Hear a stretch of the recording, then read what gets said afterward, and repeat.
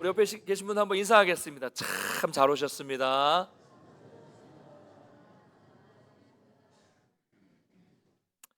사람들은 인생에서 아주 큰 변화를 맞이할 때가 있습니다. 우리는 그것을 인생의 전환점이라고 부르죠. 여러분은 언제가 여러분의 인생의 전환점이셨습니까? 아주 큰 터닝 포인트가 있으셨던 분이 기억에 남을 만한 잊지 못할 그런 전환점이 있으셨던 분도 계시고요. 그렇진 않더라도 좀 크고 작은 그런 여러 가지 전환점들을 맞이하셨던 분들이 계실 겁니다. 저도 이렇게 쭉 돌이켜 보면 한 두세 번 정도의 전환점이 있었던 것 같아요. 처음 예수님을 인격적으로 만난 때는 중학교 1학년 때 겨울 수련회였지만 사실 그 이전의 삶과 그 이후의 삶은 그렇게 크게 바뀐 것 같지는 않아요. 워낙 어렵기 때문에 그렇죠. 근데 이제 청년 시절에 한 9년 정도의 이 방황을 끝내고 신학대학교 직장도 그만두고 하는 거 다 그만두고 신학대학교 3학년으로 편입을 하고 나서 그때 있었던 2박 3일 동안의 이 개강 수련회를 통해서 다시 한번 하나님 앞에서 사명을 확인하고 제 죄를 고백하고 다시 이 결단했던 그때가 저의 인생에는 하나의 큰 전환점이라고 말씀을 드릴 수 있습니다. 그 이전의 삶과 그 이후의 삶이 완전히 180도 바뀌었기 때문입니다.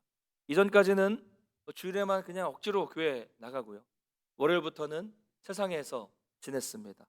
매일 그냥 세상 친구들과 어울리고 술에 그냥 찌들어 살고 인생의 목적이 그냥 오늘도 마시고 죽자, 내일도 즐기자 이런 삶이었다가 개강 수련회 이후에 그 2박 3일의 수련회가 끝나고 나서는 정말 사람이 180도 바뀌어서 술, 담배, 세상 친구들을 단번에 끊어버리고 그리고 인생의 목적이 바뀌고 매일 말씀을 묵상하고 밥 먹는 시간, 자는 시간 외에는 공부, 기도, 수업 이러겠어요. 새벽에 기도하고 낮에는 학교에 있는 기도실에 들어가서 기도하고 밤에는 또 학교 뒷산에 올라가서 기도하고 사실 이제 와서 밝히는 거지만요. 여러분 관련된 분은 안 계시지만 학교 뒷산에 중턱에 올라가다 보면 큰 흰색 십자가가 딱 있습니다. 거기 너른 바위가 있고 거기 뭐라고 써 있냐면 총장 전용 기도처라고 되어 있는데 늘 제가 그 기도 자리에 앉아서 밤에 누가 보겠습니까? 11시 12시 올라가가지고 그 총장님 자리에서 기도를 했었습니다.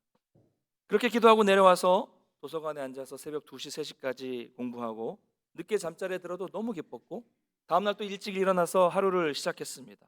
그때만큼 그렇게 기도를 많이 한 적도 없었고 그렇게 매일 즐겁고 기뻤던 적도 없었던 것 같아요. 하루가 너무 짧았어요. 그리고 그 하루 시간을 허비하고 싶지 않았습니다. 왜냐하면 제가 지난 날 동안 너무 허비한 그런 시간을 허비했다는 생각이 들었기 때문에 그때 이후로는 너무나도 열심히 살았던 것 같습니다. 이렇게 전과 후가 확연하게 바뀌는 전환점, 여러분도 한번 기억을 되돌려 보시기를 바랍니다. 지금 우리가 이제 살펴보고 있는 이 아브라함에게도 이제 이런 큰 전환점이 찾아오게 된 것이죠. 지난 시간에는 이 믿음의 여정을 떠나는 아브라함에 대해서 살펴봤습니다. 믿음의 여정은 뭐라고 했습니까? 말씀에 순종해서 깨닫는 게 아니라 한 발짝 내딛는 것이 이게 믿음이라고 말씀을 드렸어요. 듣고 그렇구나 이게 아니라 듣고 버리고 출발하는 게 믿음입니다. 하나님은 아브라함에게 먼저 찾아가셔서 말씀을 주셨고 그로 인해 이 세상에 주목하지 않았던 아주 평범한 아브라함은 믿음의 조상이 되었습니다. 이처럼 우리도 우리의 신앙생활도 내가 하고 싶어서 한 것이 아니죠. 내가 믿고 싶어서 믿은 것도 아닙니다. 우리가 아직 죄인 되었을 때, 우리가 하나님을 알지 못했을 때 먼저 선택하시고 먼저 찾아오시고 먼저 말씀을 주시고 먼저 은혜를 주셔서 우리에게 믿음을 선물로 주신 것입니다. 이 모든 것이 하나님의 은혜라는 것을 믿으시기를 바랍니다. 우리 1절 한번 먼저 읽어보겠습니다. 1절 시작. 여호와께서 아브라함에게 이르시되 너는 너의 고향과 친척과 아버지의 집을 떠나 내가 네게 보여줄 땅으로 가라. 아멘. 지난주에 1절 2절을 쭉 설명을 드렸는데요. 우리가 이것을 통해서 알 수 있는 것은 뭡니까? 믿음은 과거와의 단절이라는 거예요. 단절. 과거를 끊어버리고 단절하는 것에부터 믿음이 시작된다는 것입니다. 과거를 버리고 옛사람을 버리고 옛 습성을 버리고 과거에 대해서 떠나는 거예요. 말씀에 따라 그것을 차단하고 단절하고 떠나는 것이 믿음입니다. 대부분 신앙인들은요, 뭐가 문제냐면 과거의 것을 완전히 떠나지 못하고 과거의 것을 그대로 간직한 채로 신앙 안으로 들어오기 때문에 신앙생활을 해도 특별한 감격이나 특별한 기쁨이 없는 경우가 많은 겁니다. 하나님은 분명히 떠나라 라고 말씀하셨어요. 왜냐하면 그것들은 하나님을 온전히 섬기는데 방해되는 것이기 때문에 그것 가지고는 신앙생활을 할 수 없다고 말씀하시는 것입니다. 그래서 사도 바울도 빌립보서 3장 8절을 보면 이렇게 말씀했어요.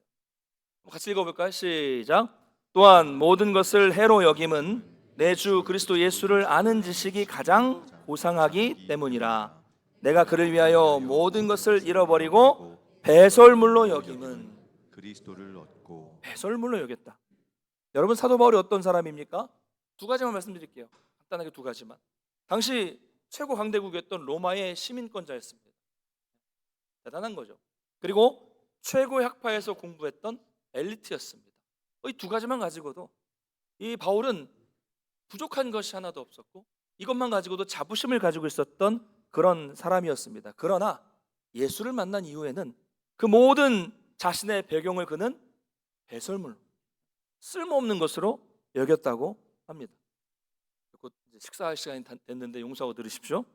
예전에 번역본을 보니까 영어로 이 부분을 덩이라고 표현했더라고요. 똥. 네, 똥.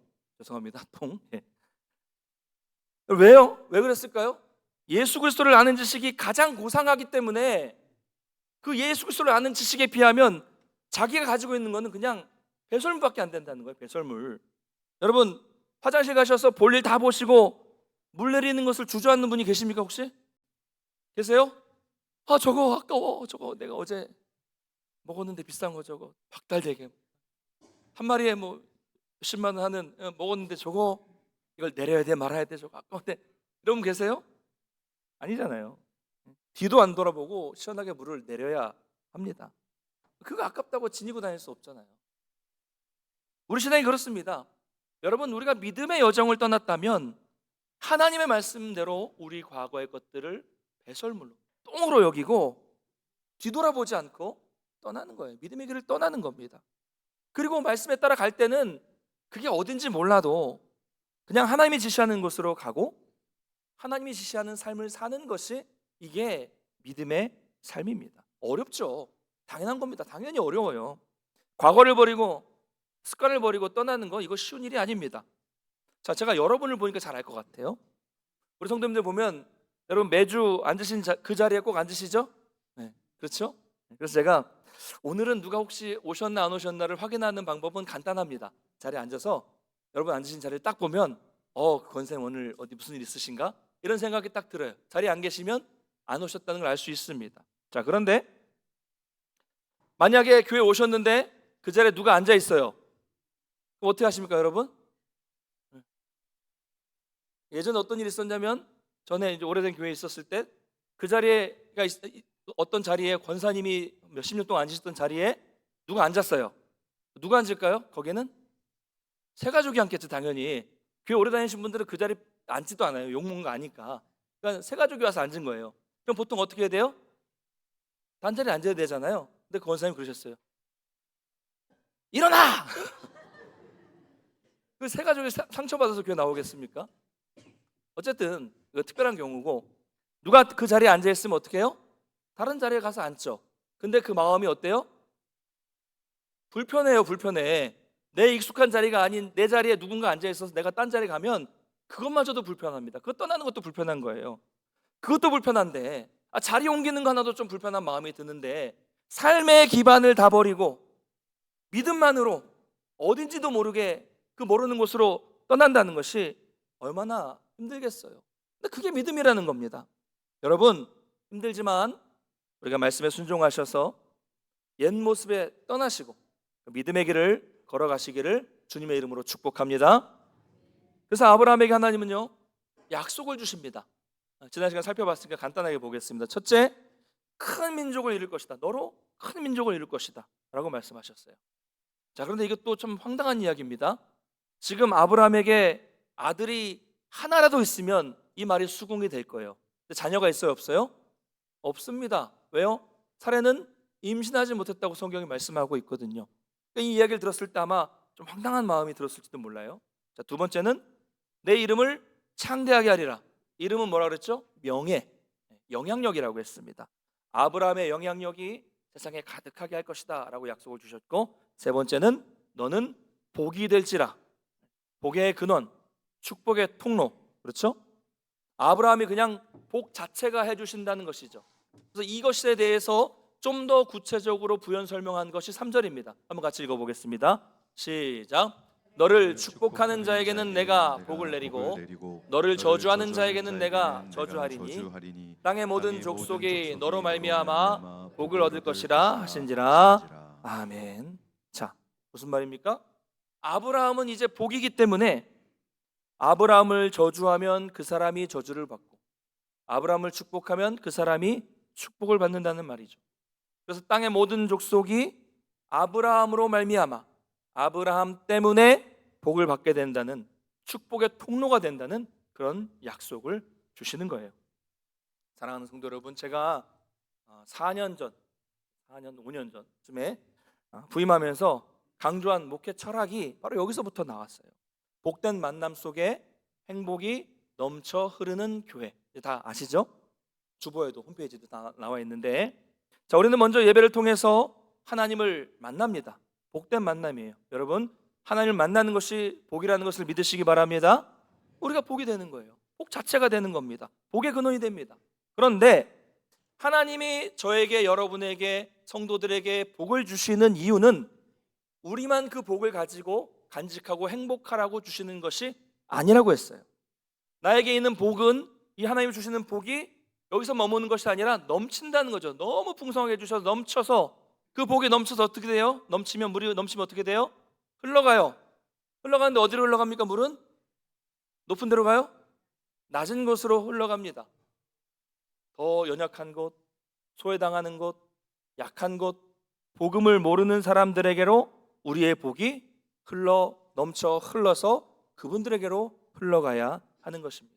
여러분, 우리 교회는 우리가 가진 복을 다른 사람에게 나눠주는 그런 축복의 통로가 되어야 합니다. 할렐루야. 바라기는 여러분이 하나님으로부터 충만한 복을 받으셔서 이 하나님의 복을 전해주는 사람, 어딜 가든지 그 하나님의 복을 유통하는 사람들이 되시기를 주님의 이름으로 축원합니다. 이게 아브라함에게 주신 복이에요. 자, 여러분 보세요. 우리가 이렇게 되면 아무런 걱정이 없어지게 됩니다. 우리가 복이 되면, 그렇죠? 오늘 말씀대로라면 다른 사람이 나를 저주하면 그냥 두세요. 그냥 두십시오. 그 저주가 나에게 오지 않습니다. 사람이 말하는 저주가 나에게 이루어지지 않아요. 그거는 그 사람에게 갑니다. 괜한 감정으로 그 사람에게 나도 똑같이 저주를 하지 마십시오. 그냥 두세요. 다른 사람이 나를 축복하면 그 복은 또 그 사람에게 임하게 됩니다. 왜요? 나는 이미 복이니까. 나는 이미 복이에요. 그 나를 축복하면 그 축복이 그 사람에게 임하게 됩니다. 자, 이렇게 되면, 우리가 이 믿음을 가지고 있으면 우리는 더 이상 복과 저주 때문에 고민하고 걱정하지 않게 되는 것입니다. 왜 그래요? 사람에 의해서, 사람의 말과 사람의 평가를 통해서 나의 복과 저주가 좌지우지되는 것이 아니기 때문입니다. 여러분, 복을 주시는 분은 누구십니까? 정말 그러세요? 하나님이시죠. 예. 그러니까 우리는 세상과 사람에 더 이상 묶이지 않아도 돼요. 자유로워집니다. 저 사람이 나를 욕하면 어떻게 할까? 저 사람이 나를 안 좋게 평가하면 어떻게 할까? 여러분, 이런 걱정하지 마시고 우리는 하나님과의 관계에 충실하셔서 하나님 말씀에 순종하는 삶을 살면 됩니다. 근데 우리는 이 반대의 경우가 더 많아요.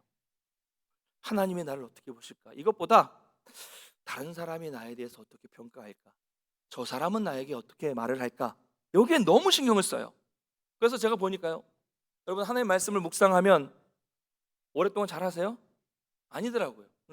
하나님의 말씀을 묵상을 조금만 해도 많은 분들이 아멘의 은사를 받으세요. 말씀 읽다가 막 하다가 그러다가 그냥 졸려서 졸음에 빠지고 여호와께서 그 사랑하시는 자에게 잠을 주신도다, 한 장도 못 넘기고 막 잠을 잘 주무세요, 묵상을 할 때는. 그런데 다른 사람이 나에 대해서 한마디 한 것 가지고는 어떻게 해요? 밤새 그것을 곱씹고 마음 상해하고 며칠을 묵상하는 것을 또 모자라서 막 암송을 합니다. 그러다가 막 그 사람이 나한테 뭐라고 한 거에 대해서 그대로 그때 얘기하는 게 아니라 며칠 묵혀두고 막 며칠 묵상했다가 며칠 지나서 전화해요. 야, 너 지난주에 이겠지? 생각해보니까 정말 열받더라? 이러면서 그 사람에게 저주를 퍼부어요. 그 저주가 나에게 온다는 걸 모르고 저주를 퍼붓는 경우가 많습니다. 여러분 이러지 마십시오. 우리가 하나님으로 인해서 복이 된다면 우리가 이런 데에다가 쓸데없이 우리의 힘과 마음을 쏟을 필요가 없는 거예요. 다른 사람의 판단에 대해서 우리는 초연해질 수 있습니다. 여러분, 내 미래, 내 가정, 내 자녀, 내 삶은 오직 하나님께 달려있다는 것을 믿으시기 바랍니다. 그럼 미래에 대해서 걱정하지 마시고 다른 사람의 말과 생각이 나를 어떻게 할 수 없습니다. 우리는 이미 하나님이 주신 복이기 때문입니다. 물론 여기에는 먼저 우리가 하나님의 말씀을 듣고 아브라함처럼 순종하는 것이 전제가 되어야 합니다. 문제는 우리가 순종이 없으면서 자꾸 복만 구한다는데 문제가 있는 것입니다. 그건 신앙이 아니에요. 전에 말씀드렸죠? 자꾸 하나님 말씀에 따라서 내가 변화되지 않고 하나님이 뭔가 해주기를 원하는 건 미신이라고 말씀드렸습니다. 그건 기독교 신앙이 아닙니다. 우리가 말씀에 온전히 순종한다면 여러분이 복이 될 것입니다. 여러분의 자리가 복된 자리가 될 것이고 여러분의 직장이 복된 직장이 될 것이고 여러분의 가정이 복된 가정이 될 줄을 믿습니다. 할렐루야. 이거예요, 이거. 그러니까 여러분 좋은 곳, 복된 곳에 가게 해달라고 그 기도할 것이 아니라 여러분 먼저 내가 하나님으로 인해서 복이 되게 해달라고 기도하십시오. 여러분 자녀들을 위해서 기도하실 때도 우리 자녀가 좋은 직장에 가게 해달라고 기도할 것이 아니라 우리 자녀가 하나님을 온전히 믿어서 복의 근원이 되어서 내 아들이 내 딸이 거하는 곳이 그 곳이 내 자녀로 인해서 복된 곳이 될 수 있도록 해달라고 이렇게 기도하셔야 합니다. 여러분 성경에 수많은 인물들이 있어요. 그 중에 요셉만 예를 들면 잘 아시잖아요. 하나님께서 요셉을 사랑하시고 요셉을 복 주셨기 때문에 어떤 일이 벌어집니까? 요셉이 손대는 것마다 복이 되고 요셉이 거했던 그 불신자 보디발의 집마저도 요셉 때문에 복을 받게 되는 놀라운 일이 벌어지게 되는 겁니다. 여러분 바로 이것이 축복의 통로가 되는 삶입니다. 이것이 우리가 이 땅에서 해야 될 역할이죠.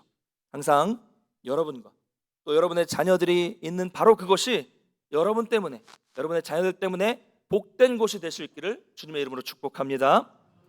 그런데 문제는 뭐냐면요, 아브라함은 하나님의 말씀대로 순종해서 떠났어요. 떠났는데 곧바로 말씀대로 형통해지지 않았다는 점, 이게 문제입니다. 6절 한번 읽겠습니다. 시작. 아브라함이 그 땅을 지나 세겜 땅 모래 상수리 나무에 이르니 그때에 가나안 사람이 그 땅에 거주하였더라. 아멘. 자, 하나님이 가라고 하신 땅으로 갔어요. 갔는데 그 땅이 빈 땅이 아니었어요. 원주민들이 이미 거주하고 있었습니다. 반대로 아브라함은 지금 뭐예요? 굴러온 돌입니다. 그들이 순순히 물러나겠습니까? 아니죠. 말도 안 되죠. 그래서 그 땅을 차지하기 위해서 싸우고 노력해야 되는 이런 힘겨운 싸움이 거기서 기다리고 있었던 것이죠. 자, 이게 잘 이해가 안 될 거예요. 왜? 하나님이 인도하셨는데 그럼 다 예비해 주시고 그냥 편안하게 들어가면 좋은데 왜 이런 일이 벌어지는 것일까요? 우리가 평소에 자주 불평할 수 있는 이야기입니다. 아니, 내가 말씀에 따라 왔는데 하나님이 이렇게 인도해 주셨다면 평탄한 길이어야 되지 왜 이렇게 고생이 심하고 고난이 있고 힘들게 하시는 것일까? 우리의 불평이죠. 저도 그랬어요. 어려운 가정 형편에 신학을 하게 하셔서 목회 길을 가게 하셨다면 잘 풀려야죠. 하나님 뜻대로 갔는데 잘 풀려야죠. 장남이 이 어려운 가정 경제에 보탬도 못 되고 맨날 여동생은 이제 전문대 졸업해서 막 직장생활 하면서 가정이 위해서 경제를 위해서 뛰고 있는데 이 장남은 이 맨날 등록금에 이 생활비에 나가는 것만 많고 뭐 학교 다니면서 아르바이트를 했어요. 하긴 했는데 모자라죠. 밤에 공부를 그만둘 수는 없어서 밤에 한 10시부터 이 PC방, 당구장 새벽 한 4시, 5시까지 하고 또 다음날 학교 가서 막 공부하고 막 그랬어요. 방학 때는 전에 말씀드린 것처럼 인력시장에 나가서 그 건대 입구 그 건대 사거리 나온 이 동남인력사무소 나가가지고 잡부로 이렇게 일을 해도 모자랐어요. 가정은 자꾸 힘들어지니까 그만두고 싶죠. 기도해도 답답해요. 기도해도 원망만 나오는 겁니다. 이런 기도 많이 했습니다. 아니 하나님, 말씀대로 갔는데 우리 가정이 이렇게 다 힘들 거면 왜 이 길로 저를 보내십니까? 아니 보내셨으면 나머지는 다 책임을 져주셔야 제가 마음 편하게 가지 않겠습니까? 어때요 여러분? 설득력 있는 기도죠? 논리적인 기도잖아요. 그러나 하나님의 방법은 달라요. 고난이 있어도 어려움이 있어도 그냥 믿고 처음 주셨던 말씀을 믿고 나가기를 원하시는 것이 하나님의 뜻이죠. 저희 부모님도 이걸 알았던 것 같아요. 그래서 야 너는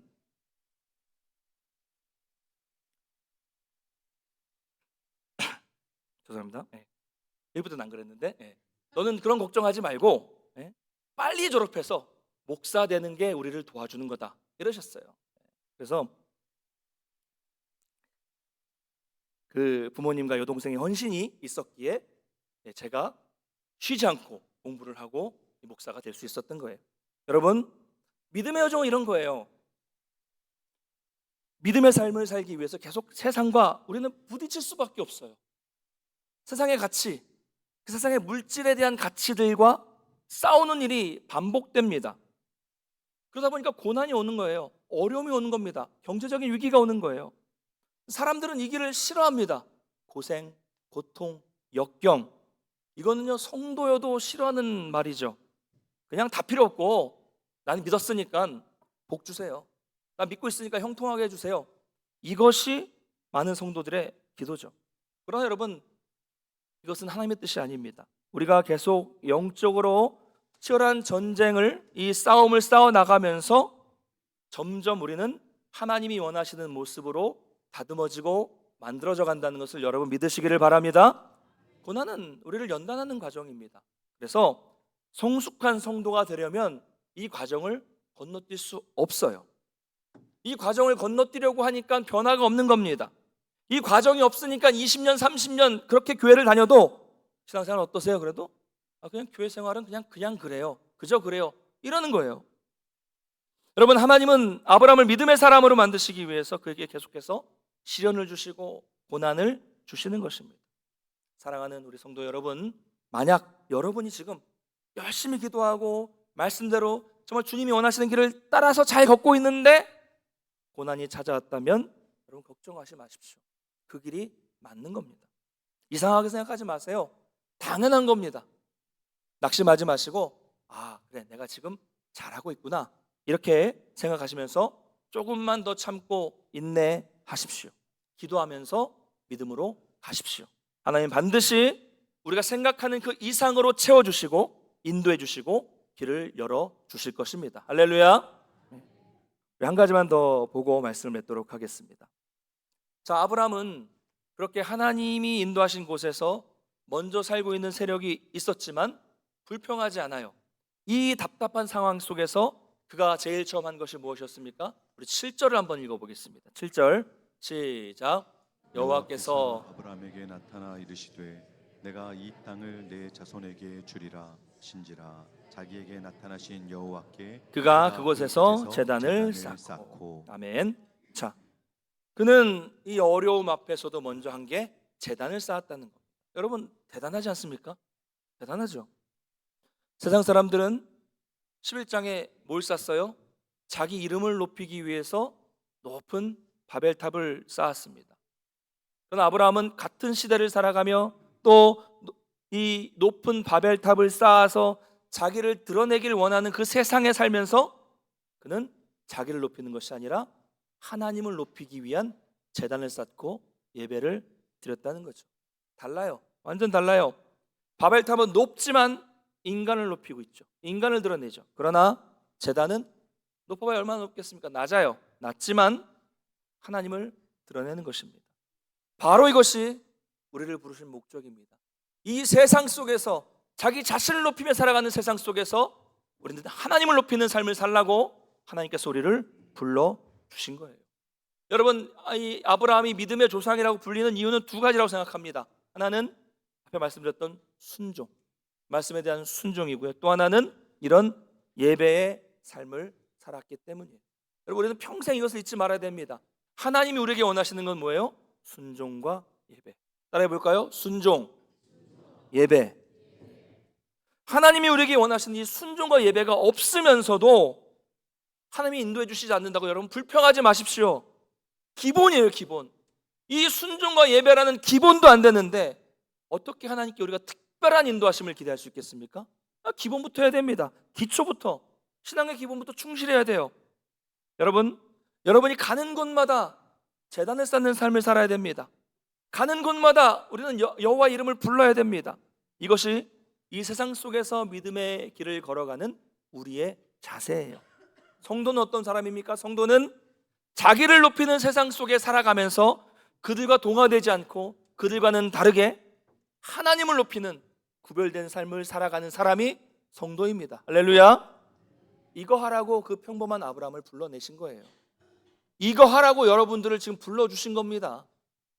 그런데 우리가 이것을 잊어버리고 이 세상 속에서 사람들과 똑같이 나를 높이기 위한 바벨탑을 쌓고 있지는 않으십니까? 여러분, 어디를 가시든지 하나님의 이름을 부르는 예배자의 삶을 살아가시기를 주님의 이름으로 축원합니다. 여러분의 삶의 자리가 어디입니까? 그곳에서, 여러분 그 자리에서 하나님의 이름을 부르십시오.